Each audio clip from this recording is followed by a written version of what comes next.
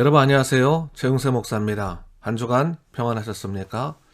주민 성경 제4강입니다. 오늘은 믿음의 조상 아브라함에 대해서 공부하도록 하겠습니다. 우리가 지난주까지 성경을 구속사적으로 보는 기본적인 관점에 관해서 공부를 했습니다. 그래서 첫 번째 강의에서는 하나님의 족보, 톨레도스에 대해서 공부했고, 두 번째로 창세기에서부터는 함께 하시는 예수 그리스도에 대해서 배웠습니다. 그래서 창세기 1장의 엘로힘, 2장의 여호와라는 칭호가 예수 그리스도와 어떻게 관련이 있는가를 배웠고, 3장에서 뱀의 유혹으로 인간에게 죄가 들어왔지만 하나님께서 어떻게 그 죄를 해결하시는가, 그 구속의 원리에 대해서 살펴봤습니다. 원시 복음과 가죽옷을 통한 대속의 복음 기억나시죠? 함께 공부했습니다. 그리고 3강에서 구속을 위한 하나님의 언약에 관해서 살펴봤습니다. 이 세 가지의 안경을 가지고 성경을 보게 되면 성경 어디에도 예수님이 나오지 않는 곳이 없고요. 또 구속을 위한 하나님의 은혜가 기록되지 않은 곳이 없습니다. 예수님께서는 어제나 오늘이나 내일이나 동일하시거든요. 그 택한 백성과 언제나 동행하십니다. 이 복음의 시각을 통해 오늘 여러분과 함께 하시는 주님을 발견하는 믿음의 시간이 되시길 바랍니다.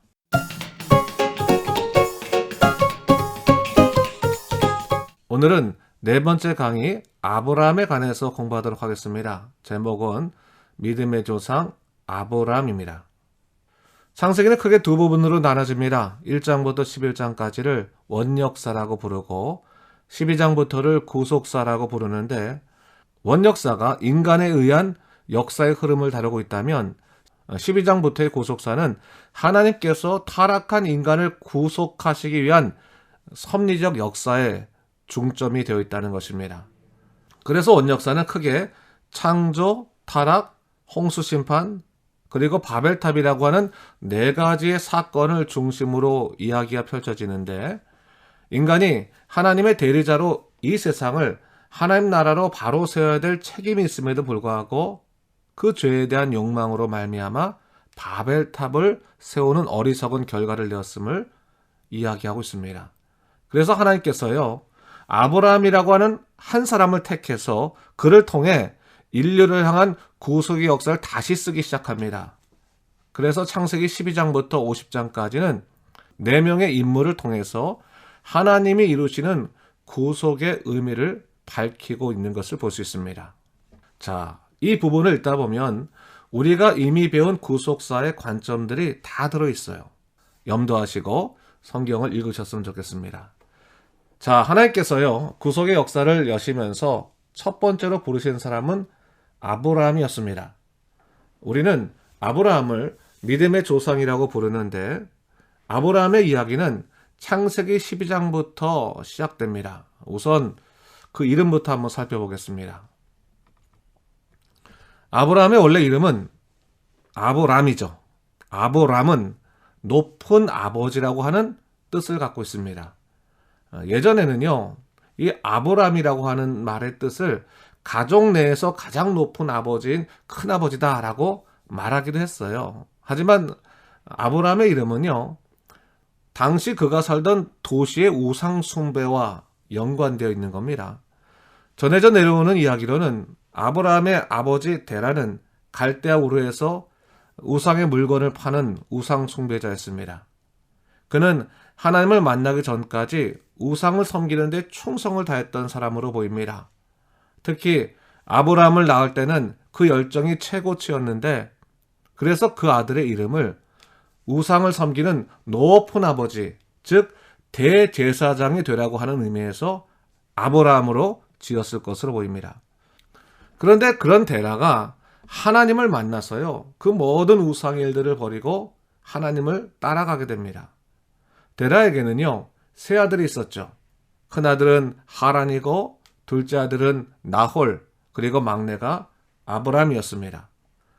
우상 숭배자이던 데라가 언제 하나님을 믿게 되었는지 성경은 정확하게 이를 말하고 있지 않지만, 아마도 큰아들이었던 하란이 어떤 사건으로 죽은 다음에 그의 심경에 큰 변화가 일어났을 것으로 보입니다.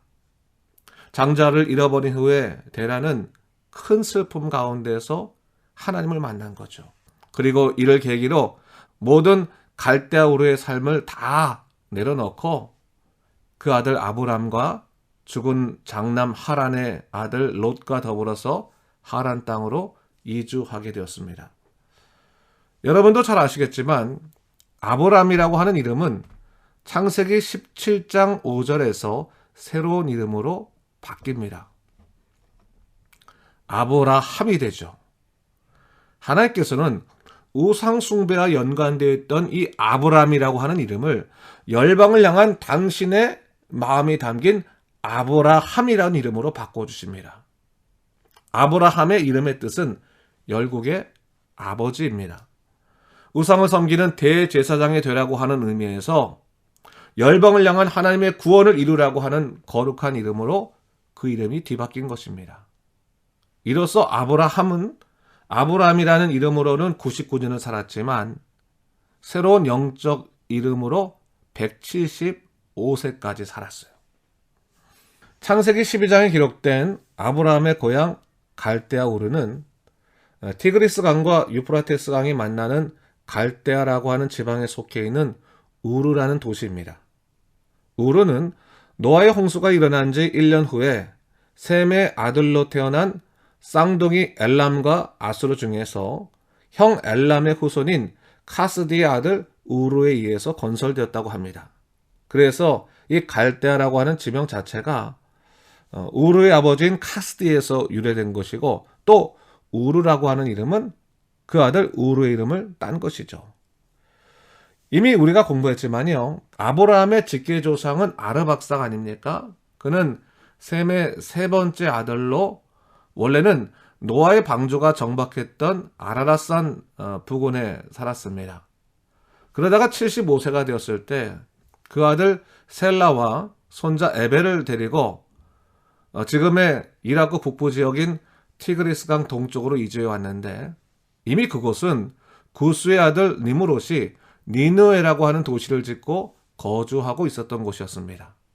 그곳에서 아르박삭이 자녀를 낳았는데 그 손자 에벨이 두 아들 벨렉과 욕단을 낳게 됩니다. 그 중에 이 벨렉이요, 증조부인 아르박삭을 모시고 갈대아우르로 내려와서 정착하게 되었는데, 반면에 에벨의 또 다른 아들 욕단은 남부 아라비아로 내려가서 지금의 아랍 족속의 조상이 되었습니다. 그러므로 아브라함이 우상 숭배를 하던 자처럼 보이지만 사실은 하나님의 족보인 톨레롯을 통해 본다면 그는 엄연히 언약의 혈통인 셈의 후손이었고, 하나님께서는 그를 포기하지 아니하시고 다시금 언약의 백성으로 세우시는 것을 볼 수 있어요. 사실 창세기 11장을 보게 되면요, 아브라함보다 데라가 먼저 하나님을 만나서 그 자손을 이끌고 가나안 땅으로 떠난 것처럼 보입니다. 창세기 11장 31절 볼까요? 데라가 그 아들 아브람과 하란의 아들인 그의 손자 롯과 그의 며느리 아브라함의 아내 사레를 데리고 갈대아인의 우르를 떠나 가나안 땅으로 가고자 하더니 하란에 이르러 거기 거류하였으며, 이렇게 말하고 있어요. 창세기 11장에는 데라가 그 아들 죽은 하란의 아들 롯을 데리고 갈대아 우르를 떠난 것처럼 나옵니다. 그런데 여러분 잘 아시겠지만 12장에 가면요, 그 분위기가 완전히 뒤바뀌어 버려요. 이를 통해 우리는요, 창세기 11장과 12장이 역사를 보는 관점이 다르다고 하는 것을 볼 수 있어요. 마치 다른 사람이 쓴 것처럼 보입니다. 이미 앞에서 다루었지만 창세기 1장부터 11장까지를 우리는 원역사라고 부르고 12장부터는 구속사라 부르죠. 하나님께서 아브라함 한 명을 택하여 그를 통해 열방의 당신의 나라를 세우시고 이를 통해 구속의 역사를 이루어 가시는 것을 볼 수 있습니다. 그래서 12장부터 성경의 관심은 데라보다는 아브라함에게 있는 것을 볼 수 있어요. 하나님께서 아브라함을 택하시어 당신의 땅으로 부르시고 그를 통해 언약의 나라를 이루어 가시는 것입니다. 그런 의미에서 창세기 12장 1절부터 3절은 아브라함으로부터 시작된 하나님의 왕국이 하나님의 언약 가운데서 출발했음을 볼 수가 있습니다. 한번 읽어보겠습니다. 여호와께서 아브라함에게 이르시되 너는 너의 고향과 친척과 아버지의 집을 떠나 내가 내게 보여줄 땅으로 가라. 내가 너로 큰 민족을 이루고 내게 복을 주어 네 이름을 창대하게 하리니 너는 복이 될지라. 너를 축복하는 자에게는 내가 복을 내리고 너를 저주하는 자에게는 내가 저주하리니 땅의 모든 족속이 너로 말미암아 복을 얻을 것이라 하신지라. 지난주에 공부한 언약의 의미를 다 기억하시죠? 언약은 존재와 존재의 만남을 이어주는 약속이다. 그렇게 말씀드렸습니다. 여기서 여호와께서 아브라함에게 이르시되, 이 말 자체가요, 이 언약이 여호와 하나님과 아브라함과 하고 있는 언약임을 우리가 알 수 있는 거죠. 하나님께서 아브라함에게 언약을 해주시되 그 언약의 내용이 뭡니까? 아브라함을 통해서 당신의 나라를 이루어 가신다는 것이었습니다. 여러분, 나라의 3요소 다 아시죠? 주권, 백성, 영토입니다. 하나님께서 아브라함의 하나님 되심 자체가 하나님의 주권을 의미하는 것입니다. 하나님의 주권 속에서 아브라함이 부르심을 받았습니다. 그리고 내가 내게 보여줄 땅이라고 하는 땅에 관한 말씀이 나오고요. 그리고 내가 너로 큰 민족을 이룬다는 백성에 관한 말씀이 나옵니다. 그러므로 하나님께서 아브라함에게 주신 언약의 내용은 아브라함을 통해 하나님 나라를 세우시겠다고 하는 것이었습니다. 아브라함은 바로 그 약속을 믿고 자기 고향을 떠납니다. 12장 4절부터 5절을 보면 성경이 이렇게 말하고 있어요. 이에 아브라함이 여호와의 말씀을 따라갔고 롯도 그와 함께 갔으며 아브라함이 하란을 떠날 때 75세였더라. 아브라함이 그의 아내 사레와 조카 롯과 하란에서 모은 모든 소유와 얻은 사람들을 이끌고 가나안 땅으로 가려고 떠나서 마침내 가나안 땅에 들어갔더라 했어요.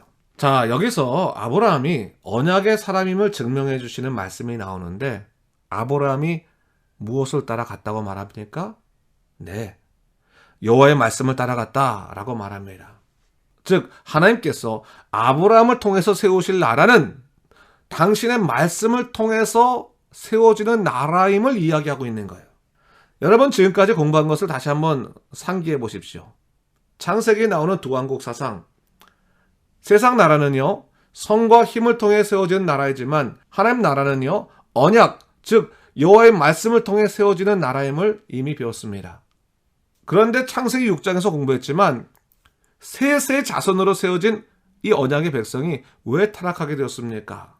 바로 가인의 후손, 즉 세상 나라가 가진 그 힘과 성적인 아름다움을 흠모하면서 타락했다. 그것을 우리가 이미 배웠습니다. 다시 말해 하나님의 말씀을 의지하여 인생을 개척해 나가기를 포기하면서 이 언약의 백성들이 무너진 것을 볼 수 있는 거죠. 그러기에 이런 하나님 나라에 대한 세상 위협은 계속 이어집니다. 오늘날도 마찬가지입니다. 바로 두 가지 차원이죠. 하나는 권력, 남보다 힘이 세려고 하는 거요. 또 하나는 성적인 아름다움, 이런 수많은 성적인 유혹들로 오늘도 공격이 이어질 것이라는 거죠. 실제로 보시면 알겠지만 아브라함이요, 믿음으로 가나안 땅까지 왔지만 아브라함이 처음부터 하나님의 말씀만으로 모든 인생의 문제를 풀어가지는 못했습니다. 가나안 땅에 기근이 들자 그가 그 땅에 머물기를 포기하고 애굽 땅으로 내려갑니다. 그리고 그곳에 들어가면서 이 애굽이라고 하는 세상 나라의 힘을 두려워하여 자기 아내를 누이라고 속이고 실제로 그 두려움 속에서 그 아내 사레가 바로의 침상에 드는 비극도 경험하게 됩니다. 힘과 성의 도전 속에 아브라함의 세계가 흔들리게 된 것입니다. 하지만 그럼에도 불구하고 이 언약을 지키신 분이 누구십니까? 바로 하나님이셨다는 거예요. 아브라함이 그 연약함으로 하나님과의 언약을 지키지 못하고 주님과의 관계가 깨어질 지경에 이르렀지만 하나님께서는요, 당신의 언약 관계를 지키시기 위해서 바로의 집에 재앙을 내리시고 아브라함을 다시 가나안 땅으로 돌아오게 하셨습니다. 아브라함은 이처럼 자신을 믿어주시는 하나님의 사랑 가운데 점점 믿음의 사람으로 견고해집니다. 지난 강의에서 배웠지만 하나님께서는 그 택한 백성이 더욱 당신을 의지하게 하기 위해 언약을 재확인시켜 주시고 사람의 일을 붙잡을 수 있도록 그에 맞게 바꾸어 가신다. 그것을 말씀드렸습니다. 아브라함도 마찬가지였습니다. 아브라함과 롯이 결별하고 나서 하나님께서 아브라함을 찾아오셔서 그 언약을 재확인시켜 주시면서 그를 붙잡아 주시는데 창세기 13장 14절부터 17절까지 이렇게 이야기하고 있어요. 롯이 아브라함을 떠난 후에 여호와께서 아브라함에게 이르시되 너는 눈을 들어 너 있는 곳에서 북쪽과 남쪽 그리고 동쪽과 서쪽을 바라보라. 보이는 땅을 내가 너와 네 자손에게 주리니 영원히 이르리라. 내가 네 자손이 땅의 티끌 같게 하리니 사람이 땅의 티끌을 능히 셀 수 있을진데 네 자손도 세리라. 너는 일어나 그 땅을 종과 횡으로 두루 다녀보라. 내가 그것을 내게 주리라. 이 언약도 역시 하나님 나라에 관한 언약이죠. 그런데 언약이 훨씬 더 아브라함 쪽에 맞춰져 가는 것을 볼 수 있습니다. 하나님께서요, 아브라함이 흔들리지 않도록 그의 편에서 언약을 다시금 재조정해 가시는 거죠. 그러면서 아브라함을 향한 언약이 가장 절정에 이르는 것이 바로 지난주에 공부한 창세기 15장에 나오는 횃불 언약입니다. 횃불 언약은 예수 그리스도의 십자가 죽음을 계시한 언약이면서 동시에 아브라함에게 더 이상 책임을 묻지 않으시기 위해서 모든 언약의 책임을 당신이 지시겠다고 하신 하나님의 불공평한 언약임을 이미 배웠어요. 아브라함에게 불공평한 것이 아니라 하나님 스스로에게 불공평한 그 사랑의 언약을 창세기 15장의 횃불 언약이라는 이름으로 세우시는 것입니다. 그리고 하나님께서는 창세기 15장에 횃불 언약을 세우시고 난 다음에 17장에 비로소 이 아브라함의 이름을 바꾸어 주십니다. 창세기 17장 4절부터 7절까지입니다. 보라, 내 언약이 너와 함께 있으니 너는 여러 민족의 아버지가 될지라. 이제 후로는 네 이름을 아브람이라 하지 아니하고 아브라함이라 하리니 이는 내가 너를 여러 민족의 아버지가 되게 함이니라. 내가 너로 심히 번성하게 하리니 내가 네게서 민족들이 나게 하며 왕들이 네게로부터 나오리라. 내가 내 언약을 나와 너 및 네 대대 후손 사이에 세워서 영원한 언약을 삼고 너와 네 후손의 하나님이 되리라. 이제 하나님의 언약은 아브라함 한 사람이 아닌 아브라함을 통해 나오는 모든 하나님의 백성에게 확장되는 것을 볼 수가 있습니다. 그 증거로 아브라함의 이름을 아브라함, 열국의 아버지, 우리로 따지자면 믿음의 조상이라고 하는 이름으로 바꿔주신 거예요. 그리고 창세기 17장부터 믿음의 조상다운 아브라함의 신앙이 실제적으로 보여지고 있음을 우리는 볼 수 있어요. 이런 아브라함의 신앙의 성숙은 18장에서 소돔의 심판에 대해서 하나님 앞에서 중재하는 그의 모습 속에서 아주 잘 드러나고 있습니다. 하나님의 언약은요, 이제 창세기 21장에서 100세 때에 이삭을 주신 것으로 실현되고 있죠. 그런데 22장에 가면요, 하나님께서 아브라함의 믿음을 검증하시는 장면이 나와요. 사실 이전에는 하나님께서 아브라함의 믿음을 그다지 심각하게 검증하지 않으셨습니다. 그저 연약한 아브라함을 위로하시고 격려하시는 모습이 더 강했는데 22장에 가면 정말 잔인할 만큼의 무서운 명령을 하십니다. 바로 이삭을 번제물로 바치라는 것이었습니다. 그런데 창세기 22장은 이삭을 번제로 바치는 사건만이 아닌 예수 그리스도를 통해 온 백성을 구원하시고자 하시는 하나님의 구속사적인 뜻을 그대로 보여주고 있다는 사실입니다. 그래서 창세기 22장이 구속사적으로 참 중요한 말씀이에요. 그리고 이 말씀 후에 아브라함의 이야기는 자연스럽게 이삭의 이야기로 전환된 것을 볼 수 있습니다. 자, 22장 좀 살펴보겠습니다. 1절부터 2절입니다. 그 일 후에 하나님이 아브라함을 시험하시려고 그를 부르시되 아브라함아 하시니 그가 이르되 내가 여기 있나이다. 여호와께서 이르시되 네 아들 네 사랑하는 독자 이삭을 데리고 모리아 땅으로 가서 내가 내게 일러준 한 산 거기서 그를 번제로 드리라. 자, 하나님께서요 아브라함이 100세 되던 때에 이삭을 주셨죠. 근데 이제는 그를 시험하려고 부르십니다. 여기서 그일 후에라고 하는 것은 며칠을 말하는 것이 아니라 시간이 꽤 경과했음을 의미합니다. 아마도 짧게는 10몇 년에서부터 20몇 년까지 갈 수도 있어요. 하나님께서요 아브라함 부르셨어요. 그 사랑하는 독자를 데리고 모리아 땅으로 가라고 말씀하셨습니다. 그런데 왜 가는 겁니까? 번제를 드리라고 말씀하신 거예요. 번제는 레위기에 가면 그 의미가 잘 나타나 있죠. 레위기에 가서 좀 더 자세히 배우고 제물 전체를 태워 바치는 것이 번제입니다. 그래서 번제를 헌신의 제사라고 부르는데 히브리어는 올라라고 해요. 올라는 한국말로는 올라가다라고 하는 의미예요. 좀 비슷해 보입니다. 영어로 번역하면 홀로코스트라고 그래요. 여러분 유태인들이 나치에 의해서 가스실에 죽어갔는데 그때 그 모습을 보면서 홀로코스트다 이렇게 부르죠. 홀로코스트의 뜻이 바로 번제입니다. 자, 그런데 하나님께서 아브라함에게 그토록 소중한 이삭을 주시고 다시 뺏는 것 정말 당황스럽게 보입니다. 그런데 하나님께서는요 이를 통해 아브라함의 믿음을 시험하신 것입니다. 당시 이삭의 나이가 15살부터 많게는 30대 초반까지 그렇게 볼 수도 있는데 아브라함이 얼마나 그 아들을 사랑했겠습니까? 생각해보면 하나님의 요구가 참 무리한 것이죠. 그런데 아브라함은 이를 그대로 순종합니다. 우리가 창세기 22장에서 주목해야 될 것은요 아브라함의 믿음의 이야기만 볼 것은 아니에요. 이 사건이 예수 그리스도의 십자가 사건을 그대로 드러내고 있다는 사실입니다. 하나님은 아브라함의 순종을 통해 당신의 외아들을 십자가에 못 박혀 죽게 해야만 하는 그 아버지의 고통을 그대로 드러내고 있어요. 실제로 아브라함이 그 이삭을 죽여야만 하는 그 모리아 산이 이후에 예수님께서 죽으신 골고다 언덕과 같은 장소고 또 하나님께서 거룩한 산으로 칭하신 예루살렘 성임을 생각한다면 오늘 본문이 주는 의미가 단순히 아브라함만의 이야기는 아닌 것을 우리가 알 수 있는 겁니다. 하나님께서 아브라함이 순종하여 그 아들을 산으로 데리고 올라가 장작 위에 올려놓고 죽이려 할 때 어떻게 했습니까? 대속을 통한 당신의 뜻을 드러내십니다. 창세기 22장 13절과 14절이죠.